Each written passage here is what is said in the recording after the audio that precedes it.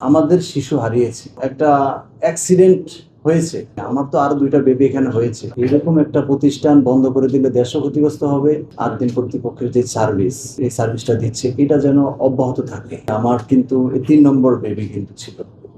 আমার আগের 2জন বেবি হয়েছে এই হসপিটালেই, এই স্বাভাবিকভাবেই নর্মাল ডেলিভারিতে হয়েছে। তো সেই সুবাদে এসেছি। অ্যাকচুয়ালি ওইখানে তো প্র্যাকটিক্যালি A to Z ছিলাম আমরা। তো নার্সের যে অনুপস্থিতির কারণেই আমরা সতর্ক হতে পারি নাই, যেটা আমরাও চিন্তা করতে পারি নাই, নার্সও আমাদের সেভাবে অ্যাডভাইস করে নাই। একটা অনাকাঙ্ক্ষিত ঘটনা ঘটছে, এটাতে তো আসলে এটার কাভারেজ কখনো 8 দিন কর্তৃপক্ষ দিতে পারবে না, আর আর মানে আমরাও সান্ত্বনা পাবো না, ঠিক আছে, কেউ দিতে পারবে না। তবে আমরা যেটা চাই, 8 দিন কর্তৃপক্ষের যে সার্ভিস, তারা যেভাবে মানে এই সার্ভিসটা দিচ্ছে এটা যেন অব্যাহত থাকে। আমরা ইতিমধ্যে জানতে পেরেছি যে বন্ধ হওয়ার জন্য শাস্তি কিন্তু অনেক রকমেরই আছে। অলরেডি আমার মামলা করা আছে, ওটা দোষী ব্যক্তি এবং যদি প্রতিষ্ঠান হয় সেটা ওই মামলা অনুযায়ী চলতে থাকবে।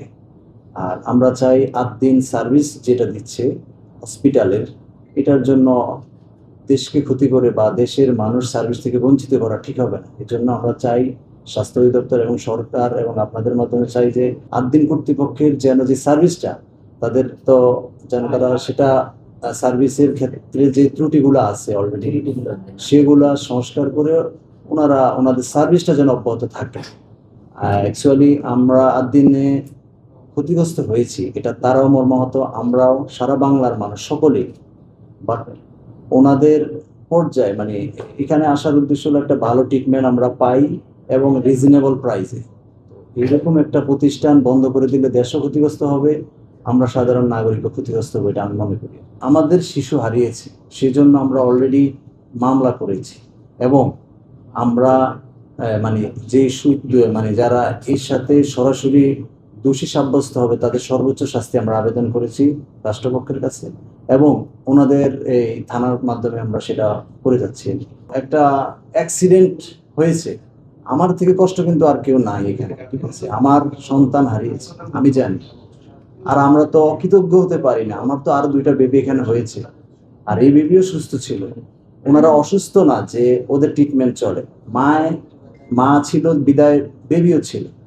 একটা প্রবলেম কিন্তু অলরেডি স্বাস্থ্য অধিদপ্তরও বের করছে, ওনারাও বের করছে যে অক্সিজেনের স্বল্পতা।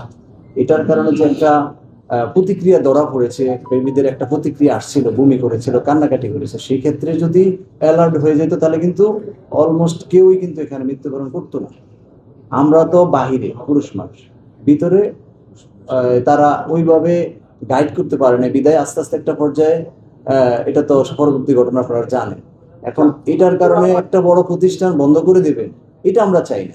আমরা চাচ্ছি যে সার্ভিসটা এটা যেন বন্ধ না হয়।